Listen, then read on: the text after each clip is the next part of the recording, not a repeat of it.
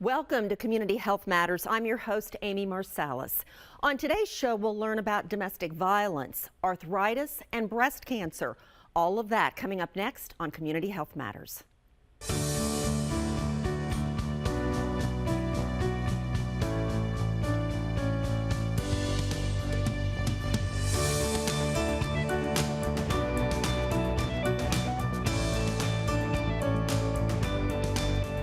From the News Channel 5 network, this is Community Health Matters, sponsored by the United Health Foundation.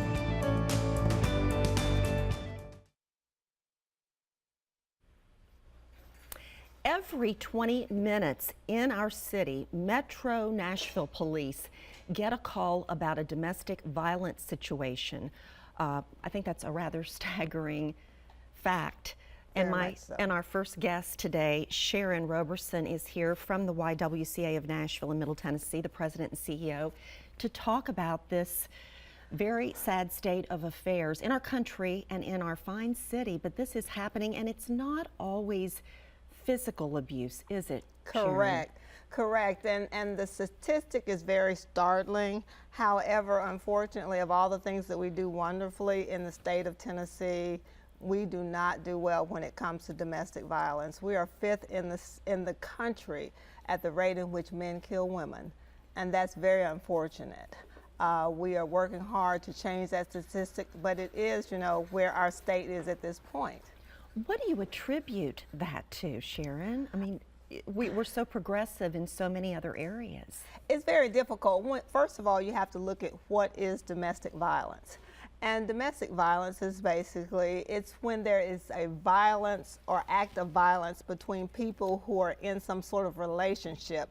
Often it's in the household, and that's what we usually look at, and that's really more of intimate partner violence, which is a subset of domestic violence. That's when you have two people that are in a relationship, and it really boils down to the power and control in that relationship that ends up in some form of violence. Mm-hmm. Of course, domestic violence can take several different forms. It's not only the kind that we think about, we all think about the physical form.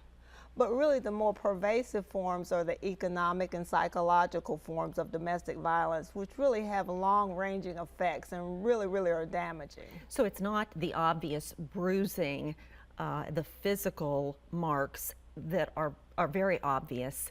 So much of it is psychological, again, getting back to what you said, control. Yes, and it's very much that power and control. We always say at the YWCA, we support the largest domestic violence shelter in the state. We will soon be at 65 beds, and we have a waiting list, so to speak. We have people who we have to find other avenues of support for because we simply do not have enough beds. What you look at as far as domestic violence, it often starts with a relationship that actually seems very good and very positive. And then there are signs and things happen, and over time it becomes this really controlling, a very power, struggle relationship, and that's where it ends up. I was reading there are patterns of behavior.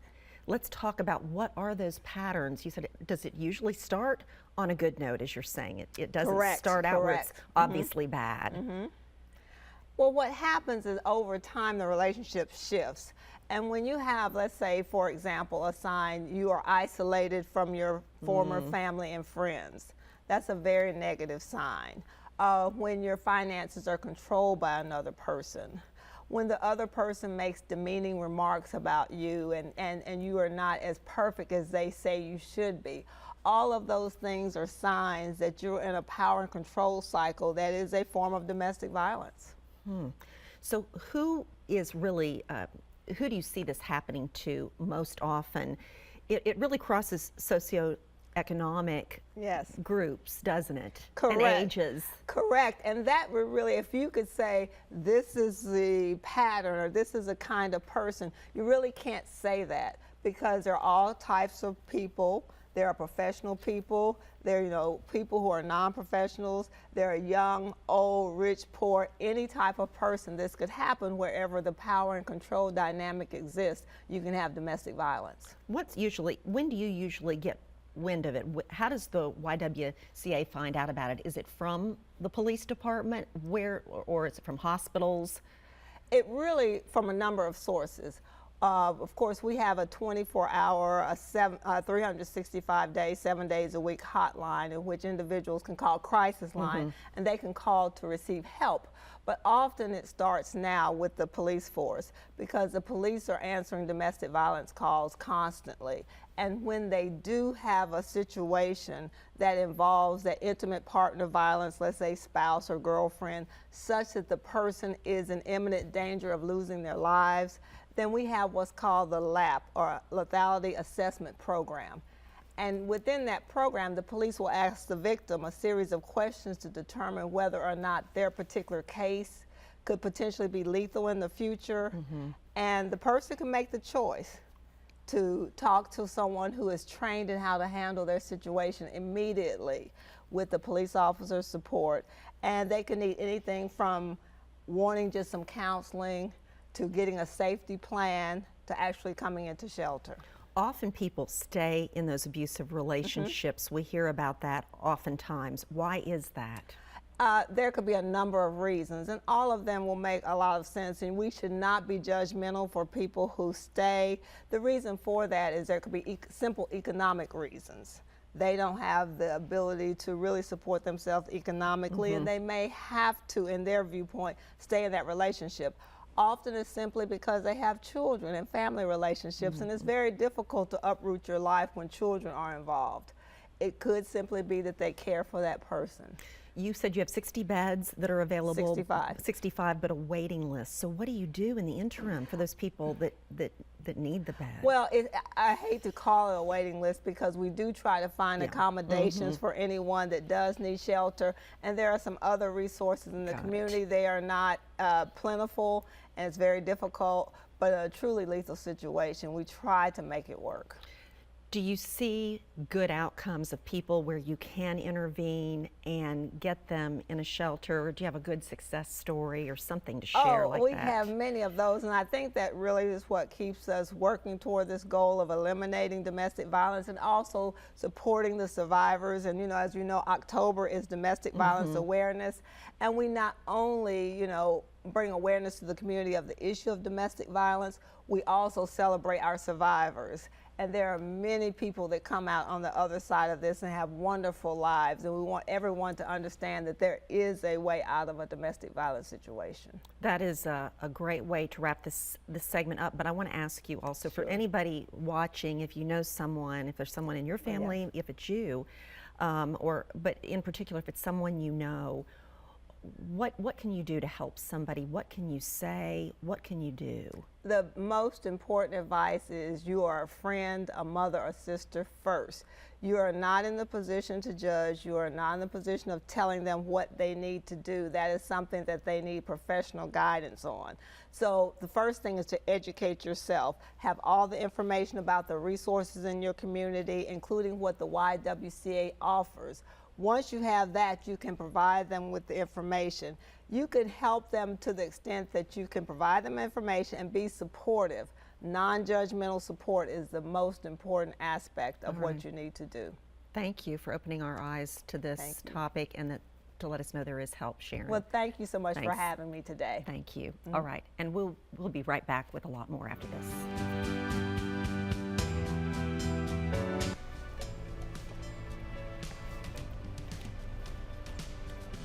50 million Americans have arthritis, and it is the #1 cause of disability in this country. My guest, especially Molly, knows this all too well, and of course, Dr. Baxter and Molly Haynes, who's going to be honored at the Bone Bash coming up this weekend. And Dr. Baxter, welcome to you as well from Houston Clinic Orthopedics. Thank you for having us. Thank you both for coming in. I know this is an all-encompassing illness that, Molly, you've lived with and you treat daily, Dr. Baxter. Let's start by talking first about the event coming up where you're going to be honored, Molly, and what your role is in the event as well. Dr. Baxter, whoever wants to start first. Molly, jump in if you well, want. it's really an opportunity to just raise awareness and raise money for kids and adults that are living with arthritis to have access to resources that previously, I have recently got involved with Arthritis Foundation that living with arthritis, and that I wasn't aware of until I got older, and just giving kids and adults access to being able to go away to camp, and really a support network for people living with arthritis and millions living with arthritis. And so very excited to be able to share my story and for others to get involved and raise money. And that's very empowering Yes. for people to hear it from someone who's lived it, Yes. who's walking the walk. Yeah, and I think it takes a personal story sometimes for does. people to really understand. Okay, Dr. Baxter, let's talk about arthritis, the illness. And I know there are about 100 different types of arthritis, but we're basically talking what? Yeah, basically arthritis, the main one most of us deal with is osteoarthritis. And then there's probably the next most common would be rheumatoid arthritis or post-traumatic arthritis. But there are many different types. But arthritis basically in general is where your joint gets the smooth cartilage just loses its smoothness. If you can think of it like becoming like sandpaper, and you get stiffness and painful range of motion and just the real inability to do the things you want to do, much less your daily activities. And Molly, let's get into more about your personal story. You developed arthritis as a kid, as a child. I started showing symptoms around about 7 years old, and I started walking with a limp, and first went to an orthopedic surgeon, and just talked about walking uneven with a hip variation, was put in different orthotics, and then would go to different doctors and get different diagnoses, but really nothing that would cure the pain.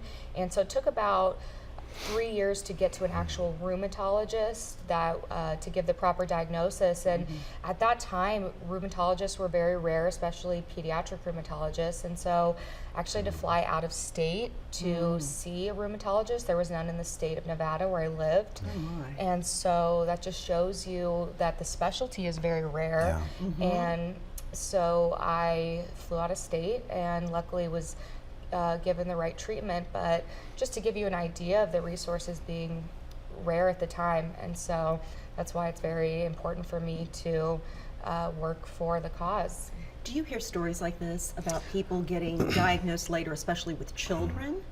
Yeah, the type that Molly has is a little more rare than what we see normally on a day-to-day basis, but it's certainly a really big problem. And she's right, there's not many specialists to that degree, even though most of us specialize in adult arthritis. So it is a really big problem.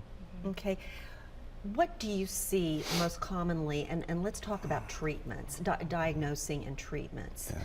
Mainly, as people get older, the baby boomers are really aging up, and there's so much joint pain as far as knees and shoulders and hips, whether it's post-traumatic from playing too hard in our earlier years, overuse, or just our age, or family history really plays a big part. And so we will normally start out with a history, what kind of problems are you having? We'll get x-rays. X-rays are really good, and we can diagnose most forms of arthritis with x-rays. Certain types, like the rheumatoid, normally requires blood work as well. But MRIs are really good at picking it up. And so common treatments would be anti-inflammatories, injections. We have a lot of injections now that we can use. And then, of course, some of the last things we do are joint replacements. But physical therapy, limiting your impact on sports and your cardiovascular really helps. Okay, and Molly, maybe some advice from you for folks watching who have really been impacted by this illness.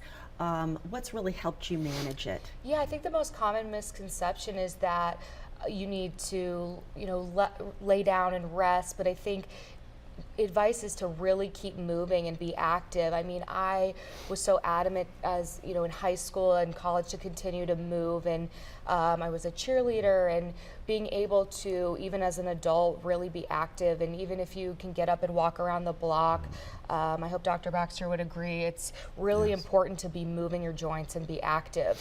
And that's the most common advice. And also, like I said, there's a mental health component too. Really be talking to people people and getting a support group, and that's where the Arthritis Foundation comes in utilizing those resources. Well, you're a And great advocate. Obviously, I'm sure they're tickled, and that's why they're honoring you, because you are very articulate about it. And Dr. Baxter, as we wrap up this segment, advice for people who are suffering with arthritis. Well, I think you need to stay active. I think you need to seek treatment. I think ignoring it is not going to make it go away. And I think the future in the cure will be a biologic answer, not a replacement, but we're not quite there yet. And I think that's on the horizon. But I think motion, staying mobile, keeping your joints moving is best. Okay, and wishing you both, hope it's a successful event. Thank you. thank you Okay, so Yvonne much. Bash, thank you both for coming in, and we'll be back with more after this.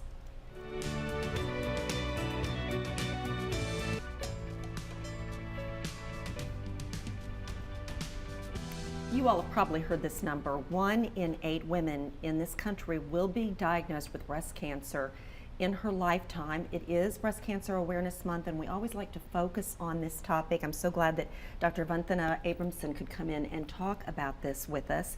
She is an oncologist at Vanderbilt, and we're so happy to have you. I'm happy to be here. Thank you so much. Yeah, let's talk about what is breast cancer. That's a great question. So breast cancer, or any cancer in general, is basically a cell that won't stop growing. So normal cells in your body generally have a check. They know that they're supposed to stop growing at a certain point, or they kill themselves off. Cancer cells find a way around that. They keep growing and growing and growing, and eventually they metastasize or go to other parts of the body and sort of wreak havoc. And that's what cancer is basically a cell that just won't stop growing. And why that happens is highly variable. In some people, we know they're genetic factors. In others, it's just unknown. So that's what we're trying to figure out. That leads right into the next question. Who is most likely to be diagnosed with breast cancer? Oftentimes we hear if your mother, if your aunt, a sibling, someone very close to you has had breast cancer, you are definitely at higher risk. But then oftentimes it comes on someone who has no family history. Isn't that true? That is absolutely true. So it turns out, first of all, being a woman, of course, puts you at a higher risk of developing breast cancer. Only 1% of cases of breast cancer are in men. Increasing age increases the risk of breast cancer. Other than that, there are some genetic factors. So about 5 to 10% of people who are diagnosed with breast cancer do have a known genetic mutation, such as a mutation in what's called the BRCA or BRCA1 or 2 gene. In others, it's just environmental factors that may be playing a role. But I will say the vast majority of people do not have a family history. They have no really identifiable risk factor for breast cancer. That's what's so frightening. You know, when there's not even a risk factor that you're aware of. And are most of these cancers diagnosed during a self-exam or during a mammogram? Mammograms actually pick up the vast majority of these early stage breast cancers. They also, a lot of people come in having palpated a mass on their own, or they're found to have a mass on an annual exam. But mammography is a great screening tool.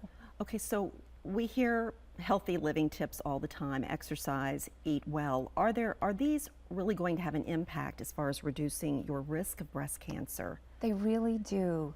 So it turns out obesity, which is a body mass index of over 30, can increase your risk of breast cancer 2.5 times. And exercise, moderate exercise over 3 hours a week, can decrease your risk of breast cancer by half, which is really significant. Other things like alcohol intake. So alcohol can increase your risk of breast cancer significantly. 1 drink per day can increase your risk by 12%. So we usually tell— That's a scary statistic. That is a scary statistic. So we tell people to limit their alcohol intake to at most 2 to 3 drinks per week, at the very most. Okay. Now, I know that you are a specialist in this area, in breast cancer research, as well as clinical trials. You often hear of people who go into clinical trials when nothing else is working. I want to know about any progress being made in the treatment of breast cancer in the trials you're currently working on at Vanderbilt. Yes, absolutely. So First of all, I just want to start out by saying that we've had 5 new breast cancer drugs approved in the last 2 to 3 years, which is That remarkable. many? That many. So a lot of progress is being made, and that's through clinical trials. At Vanderbilt, we're working on a lot of different clinical trials. One I'd like to highlight is with immunotherapy. So immunotherapy is basically, this is a class of drugs that revs up your own immune system to attack cancer cells. We know that immunotherapy works in breast cancer, but we really don't know who the best person is to get immunotherapy. And we're trying to figure this out at this point. So we have clinical trials in estrogen receptor positive breast cancer, in breast cancers that are not fed by hormones, different types of breast cancers, and looking at immunotherapy and who responds, who does not respond. And if they don't respond, why are they not responding? Let me ask you about this. If you're doing the immunotherapy, would you still be doing chemotherapy in treatment? In some of the clinical trials, yes. And we are still trying to figure out whether it's best to combine it with chemotherapy or to give it sequentially. And that's one of the questions we're actually asking. Oh, really? Okay. We didn't discuss that before, No, but I okay. was just thinking about that. And you, it seems like we're seeing more and more reporting on using less chemotherapy in treating some of these cancers. Are you seeing that? Absolutely, yes, and that is personalized medicine. We're trying to figure out exactly what is driving a cancer, what's making it grow, and attacking it in that way. Chemotherapy basically just kills cancer cells haphazardly, and it attacks normal cells, which is why you get so many of the side effects of chemotherapy. But now we're moving more and more towards targeted therapy, and that's what many of our own clinical trials are addressing. So there is reason to have hope. We always need to have hope. There is so much reason to have hope, especially right now. So first of all, about 85% of breast cancers that are diagnosed are going to be cured. We need to bring that up to 100%, and we're getting there. We're getting there I think very quickly. We have so many different clinical trials on the docket, and people who want to participate. And I also want to emphasize that clinical trials are not just for people who don't have other options. We have clinical trials for people who've just been diagnosed, who have just been diagnosed with metastatic disease. So we have clinical trials that can address the needs of many different people. You've made great strides. Yes. And with the new drugs you mentioned too, can you tell me the names of those drugs? Just to, The new Yes, ones the that have new been, ones. yes, so palbociclib is one, ribociclib is another, neratinib, olaparib, and abemaciclib. all right. Well, we are so fortunate to have people like you who dedicate their lives to this research and are making a difference, really. Thank I you. hope it continued good luck with your studies. And thank you so much for coming in, Dr. Abramson. Thank you so much for having me. We really appreciate it. And thank you for watching Community Health Matters. Learn more ways to improve your health on our website, mycommunityhealthmatters.org. And remember, here in Middle Tennessee, our community health matters. Guys.